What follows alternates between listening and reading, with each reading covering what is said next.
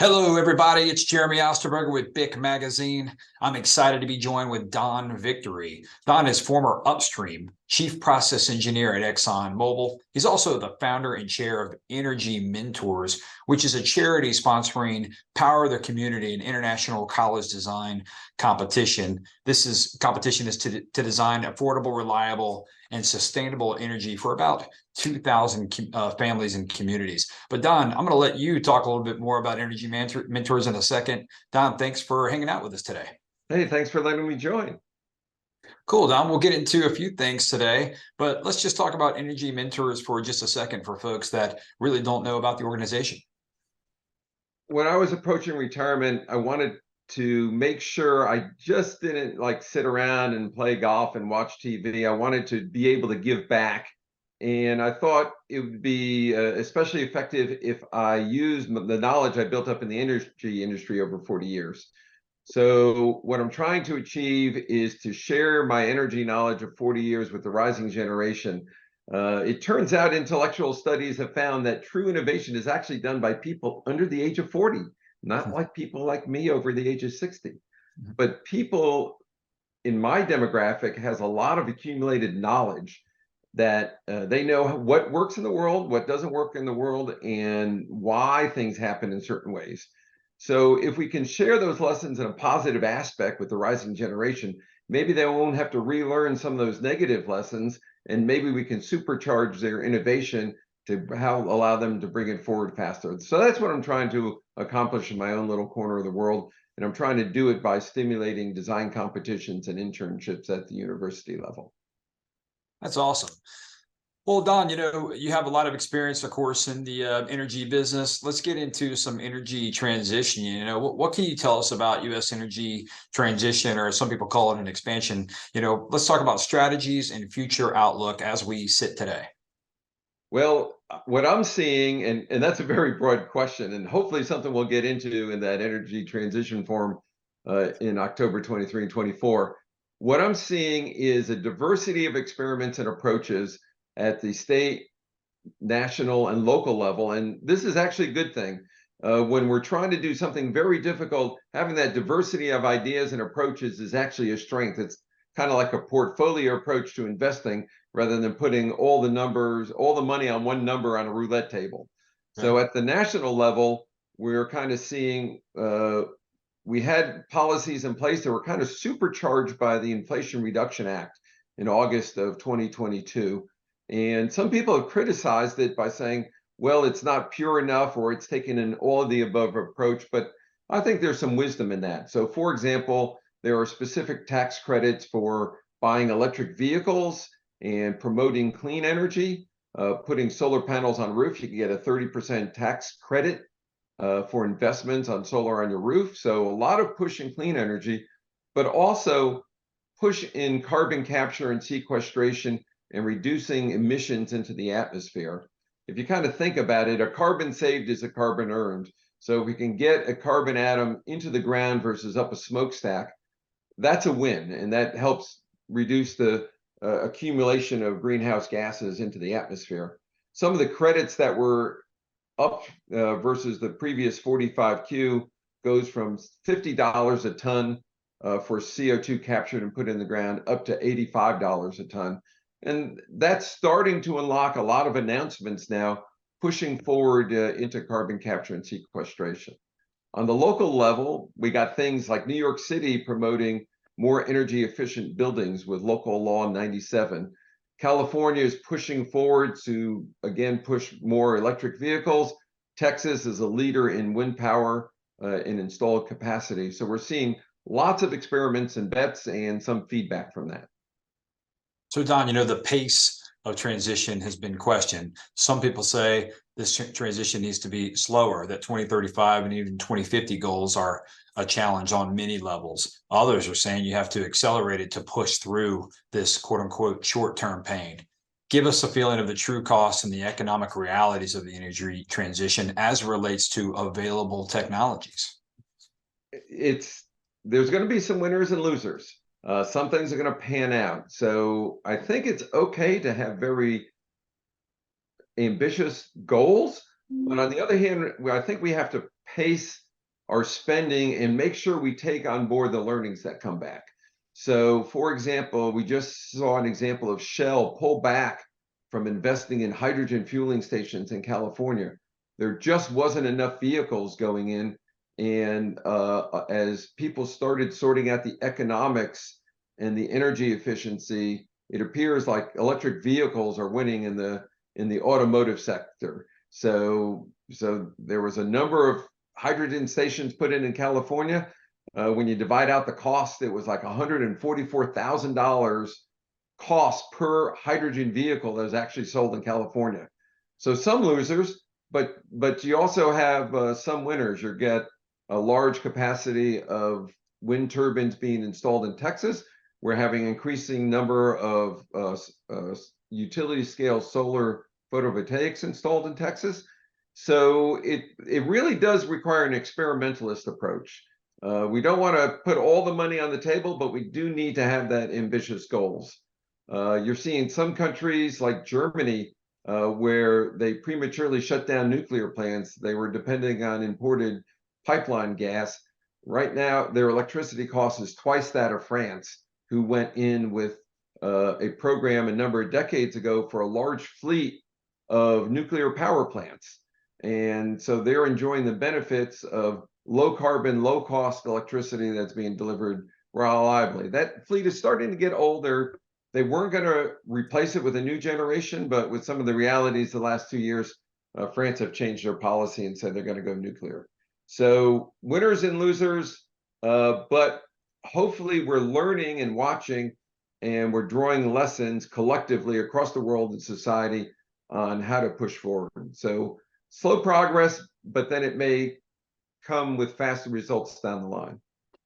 So Don, you talked about some case studies there just a second ago, but let's get into some more successful case studies of maybe countries or regions that have effectively managed kind of the cost of the energy transition. That seems to be the focus of a lot of discussion.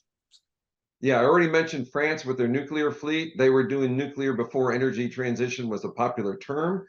They were just doing it based on the fundamentals of cost and reliability, and it so happens to also be low carbon. There are some countries, people kind of underappreciate how technology needs to go. You really need to pick off the easier use cases and learn by experimenting cheaper, and then you can get into the higher cost case. So where we're seeing, two most successful countries in energy transition, probably Sweden and Norway. They have some special circumstances. They have low population, advanced economies, and lots of hydropower potential. They're taking advantage of that.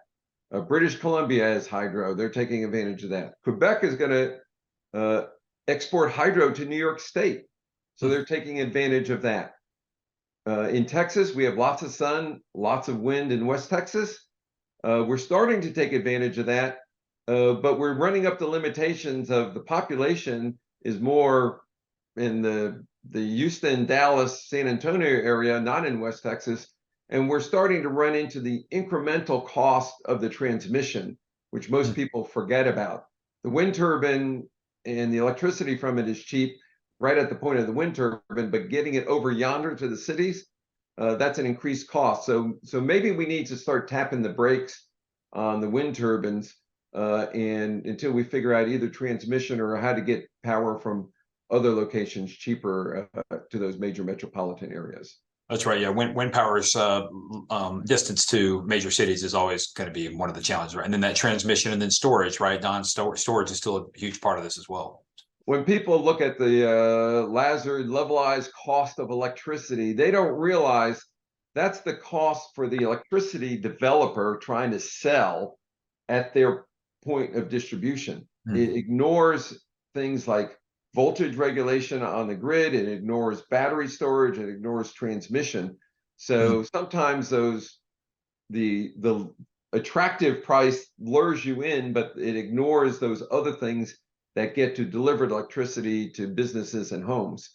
So, but we're starting to mature on that. We saw this summer in Texas, some of the challenges if we don't work those reliability and transmission issues, that everyone gets those voluntary calls at 6 p.m. at night to cut back on electricity usage. So we're starting to run up against some of those pain points, but we'll work through them. So Don, when I attend some conferences and related to energy transition, I hear a lot about, hey, what are the financial risks and rewards of investing in renewable projects for companies and for investors? Kind of where are we at now? Certainly, the IRA, pushes a lot of investment towards that, but is the challenge still long term? Hey, what does this investment mean for me 10, 20, 30 years down the road? Give us some insight into that financial risk and reward. Yeah, and I'm no Warren Buffett, so all the Okay. disclaimers. But let me make some observations. And first, talk about Warren Buffett. He would advise almost everyone take a portfolio approach. Don't place individual bets on winners and losers. The other thing is we kind of go through these investment cycles and sometimes euphoria. So we just went through one on clean energy investing. Maybe most people don't appreciate it, but in 2020, 21, indexes for clean energy funds kind of doubled the broad market. They have since lost all that. And so, you could be subject to recency bias. There was too much hype and now the bubble is gone. If you go back to the dot-com bubble, Amazon lost most of its market capitalization in the dot-com bubble of 2020 when it burst versus its run up after its IPO in 97. Of course, if you held that long term, you'd be sitting pretty now with your Amazon stock. So I think we maybe had a little bit of that euphoria and hype, and now we're kind of down. So I think long term, we're getting down to the serious business. I think that, we have seen companies like BP and Shell pull back from over investing in marginal renewable energy projects. We're seeing Ørsted, who said they can't afford to invest in wind in the east coast of the US, and we have UK offshore wind bidding cycles going without any companies bidding. But still, I think we're still going to see more deployment of distributed energy. We're putting a lot of solar on rooftops, but maybe more utility scale closer to population centers just outside a city. So we don't need the long transmissions across states and countries. So I think there's still opportunity, but it's going to be slow and steady. People don't appreciate, technology development and the benefits from that is kind of like a sculptor with a piece of marble. It takes a lot of tapping. Over time, you're not seeing progress, and then all of a sudden the pieces start to fall, and you're seeing a lot of progress very quickly. So, and that happened in oil shale revolution, is that it was slow, and then all of a sudden we woke up one day, we went from an oil importer to an oil exporter. So I'm a long-term optimist, but it's going to take a lot of slogging and work. Interesting analogy. Yeah, thanks, Don. And the Ørsted news, is something that I think a lot of people have their eye on, right? To how do these companies navigate this when they're reporting those kind of losses? There's going to be a challenge.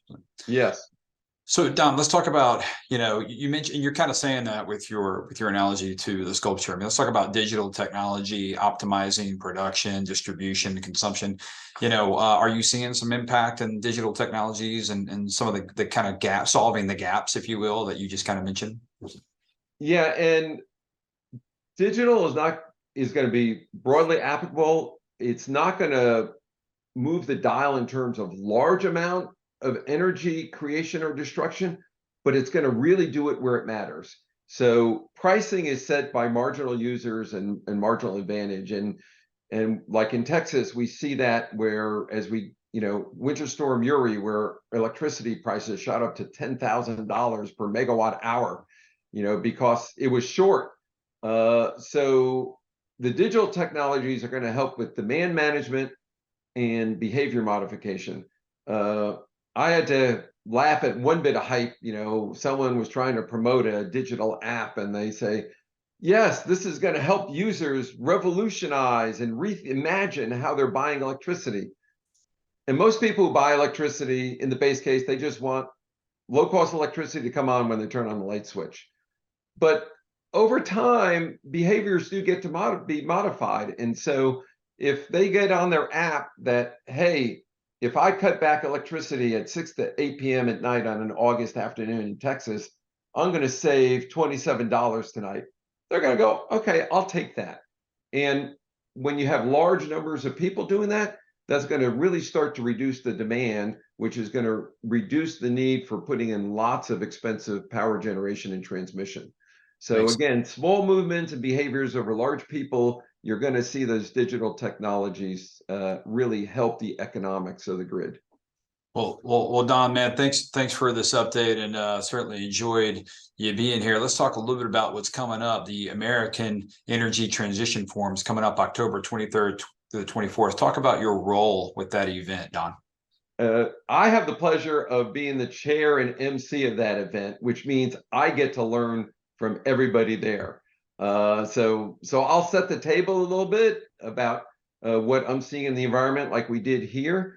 But it's really about hearing those experts and what they bring, and from that large amount of ideas coming to the table, people will start to connect dots. They'll start to network. I'll try to summarize what I hear every day in the event and try to crystallize what are the nuggets that people can take away. But it's really about events like these, getting ideas together, people together, where we're going to be able to make forward progress on the energy transition. Well, Don, thank you so much for joining us today and telling us a little bit about your background, what's going on in energy transition, and of course, this upcoming American Energy Transition Forum, October 23rd to the 24th. Of course, folks can learn more about it at usenergytransition.com. Hey, Don, you're welcome to come back on with us anytime. I'll be happy to come back, and it was a pleasure being here, and I enjoyed it. So thank you very much, Jeremy. You didn't get kicked off, so congratulations. That's the first step, right? Awesome, Don. Well, appreciate your time. And as always, to our audience, we're so thankful for being with us today. For more news, videos, webinars, and podcasts, visit bicmagazine.com. Remember, everybody, it's what we do together that counts.